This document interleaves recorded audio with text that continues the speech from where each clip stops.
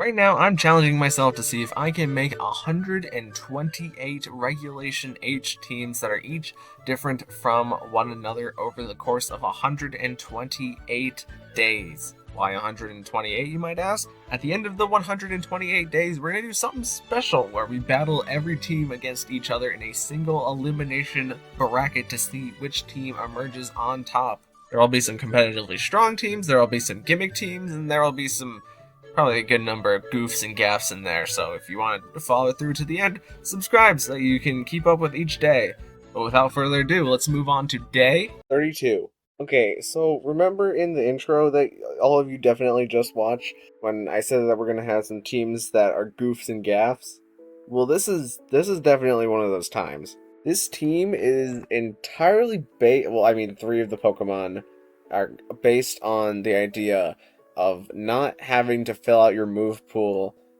because it's the most ideal way to do that. We'll discuss it here in a bit, but I mean, having Terrapagos here would be the best one because there was actually a Terrapagos set not that long ago that was choice specs with just Terra Starstorm and Sleep Talk. So this is kind of the same idea that we're working with here. We're going to start this team off with Ambipom, and Ambipom is just clicking Fake Out as its very first move that it uses whenever it hits the field, and then after it clicks Fake Out, it gets to click Last Resort, which is a 140 base power move, but it only works if all of the moves that you know have already been used, and since we only know Fake Out as our one other move, I mean, it only benefits for us to go for Fake Out on the first turn. That means that we can just click Last Resort as long as we click the Fake Out first, but we always click the Fake Out first. Fake Out is being boosted by our Technician ability, which powers up moves that only have less than 60 base power, which Fake Out is. So the point of Ambipom is that we do just a lot of normal type damage, and we have the Clear Amulet so we're not getting intimidated, and we're Terra Normal so that we're really maxing that normal type damage.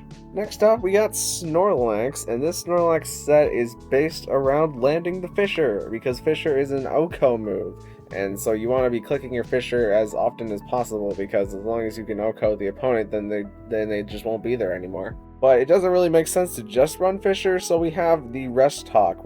because Rest is going to restore all of our health, but at the cost of putting us to sleep, and we have the Chestnut Berry just to negate that one time, but we can click Sleep Talk every time after that for every rest after that, and then it gives us a 50-50 chance of clicking the Fissure, and we don't have a fourth move because we want Sleep Talk to have the 50-50 chance of either clicking Fissure or clicking Rest. And on Snorlax, it makes the most sense for us to be using the Thick Fat ability, which makes us resist fire and ice type moves, and we're ghost type just so we're not getting faked out, but also so we can dodge super effective fighting type damage. Next up we got Lapras, who's working the exact same way as Snorlax, except this time instead of Fissure, we're clicking the Sheer Cold, and Sheer Cold can OHKO everything in the game except for ice types, as Fissure can OHKO everything in the game except for flying types or Pokemon that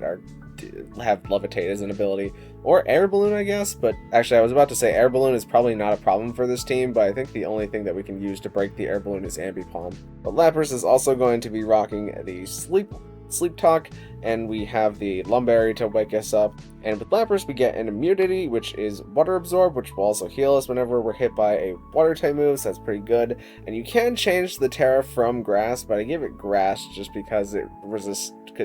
Grass resists Grass and we're a water type. It's also worth noting that I'm pretty sure that if you terrestrialize into Grass, Sheer Cold becomes less accurate, because whenever Sheer Cold is used by Pokemon that aren't Ice types, I think Sheer Cold goes down to like 10% accuracy. Don't quote me on that, I just don't know how the Sheer Cold accuracy works with terrestrialization, and I don't care enough to look it up. Next up we got Grimmsnarl, and this Grimmsnarl is at least a normal set, where we're just running our dual screens, and we have the Parting Shot for lowering the attack and special attack of Pokemon that are across from us, so we give Snorlax and Lapras a better chance of living a hit and being able to click that rest over and over again. And we also have the Thunder Wave, just adding some variability to games where a Pokemon might get paralyzed, which again gives Snorlax and Lapras more turns to possibly click rest and get that Fissure or Sheer Cold off. Next up, we got Bastiodon, and Bastiodon is probably the most annoying Bastiodon set that you can have,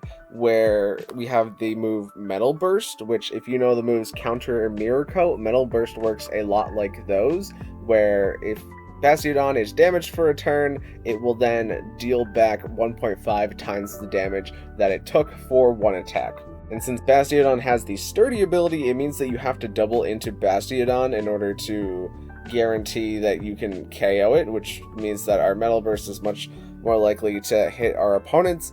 But it's also possible that the opponent might just use a weak move in order to break the sturdy on Bastiodon and then just use a second attack in order to take Bastiodon out. So the Metal Burst is a little finicky, but that's why we have some options to set up these Stealth Rocks, which will damage opponents whenever they swap in, which can help get rid of things like Focus Sashes, which are whenever you're fissuring or sheer calling a Pokemon with a Focus Sash, it'll just bring them down to 1 HP, so you have to land the focus, so you have to land the one-hit KO move again. But with the Stealth Rocks, that's not as much as a problem. We also have the Roar for getting rid of Pokemon that want to be setting up and boosting their stats, and it's also kind of nice for getting rid of Pokemon that are perhaps weak to the Stealth Rocks, because you could just do a lot of Stealth Rocks damage over time by just continuously roaring out a Pokemon. And we also just have the Wide Guard just in case a Pokemon wants to go for spread moves while we have Lapras and Snorlax on the field and they lock themselves into a spread move, and then we can just click Wide Guard over and over again and eventually we'll land the Fissure.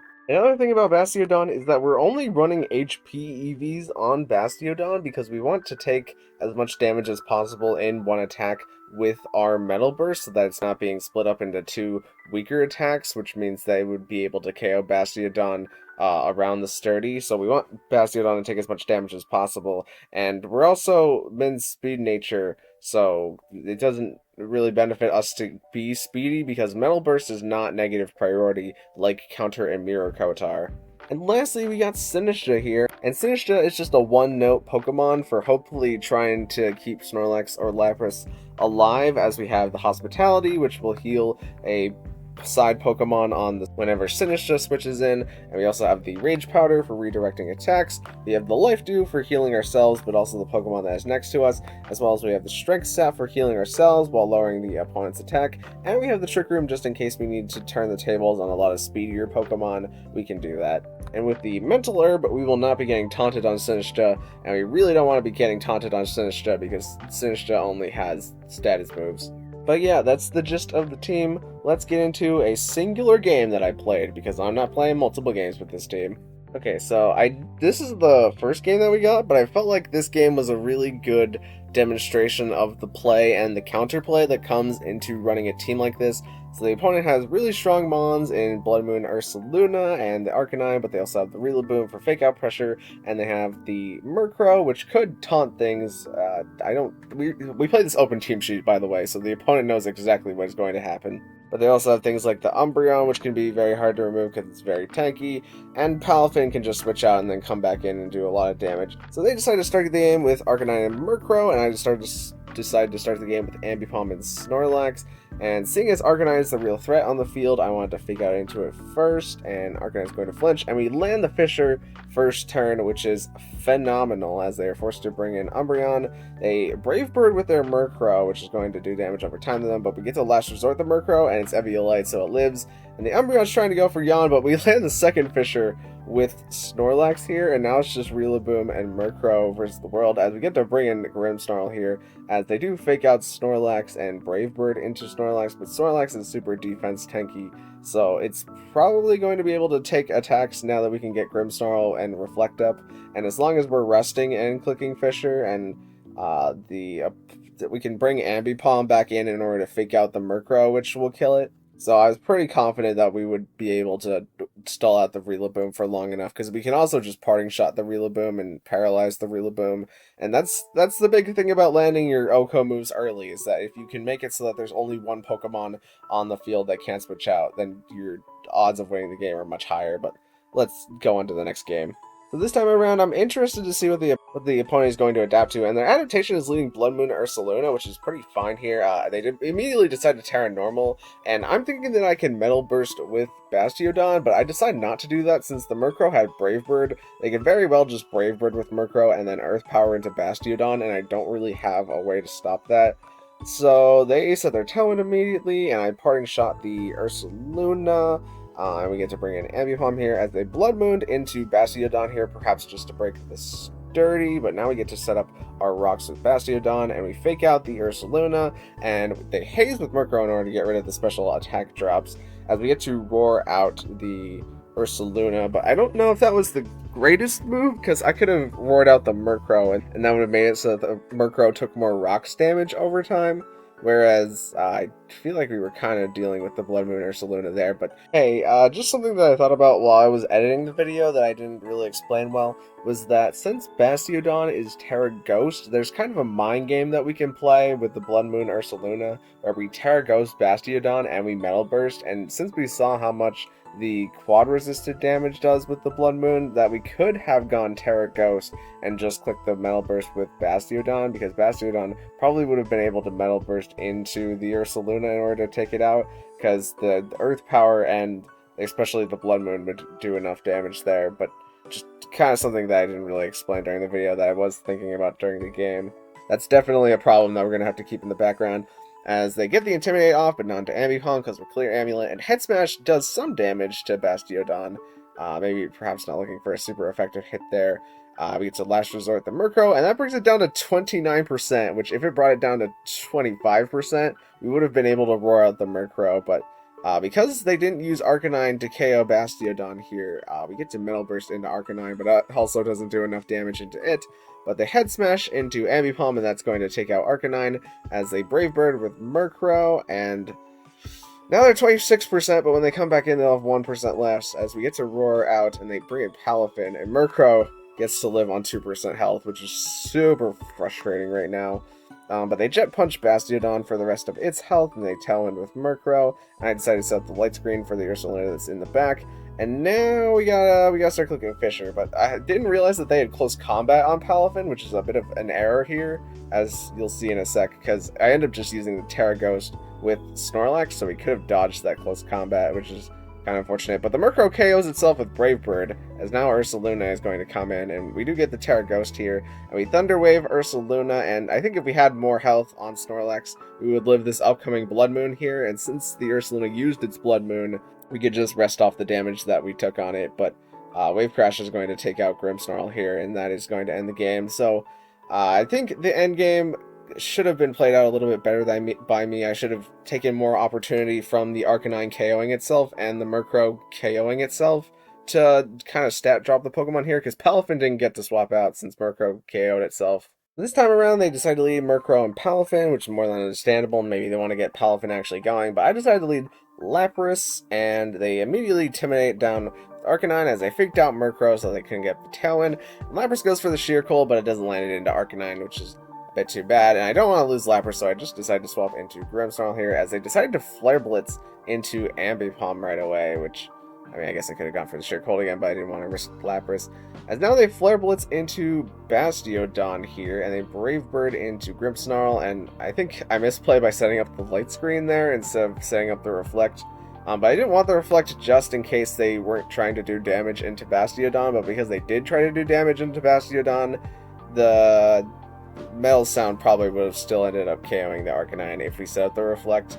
But they bring in Palafin here, and we Thunder Wave into Palafin as they Brave Bird into Grimmsnarl, chipping down Murkrow a little bit, and we get to Roar out Palafin, because I really don't want to deal with it right now, as we Parting Shot the Ursaluna, and we go back into Lapras, and they Brave Bird Lapras for some pretty decent damage, and they get to Earth Power into Bastiodon, which is going to take down Bastiodon, and now we can bring in Grimmsnarl again, as they swap out and then bring in Palafin, and Murkrow gets to sub that Tailwind, and we do land the Sheer Cold into Murkrow, which is nice, but now we have to land 2 Sheer Colds, as Ursaluna goes for the Terra Normal, and I go for the Terra Grass, because I don't want to catch the close combat from the Lapras, and there's nothing else on our Terra spreads that can really do anything else at this point.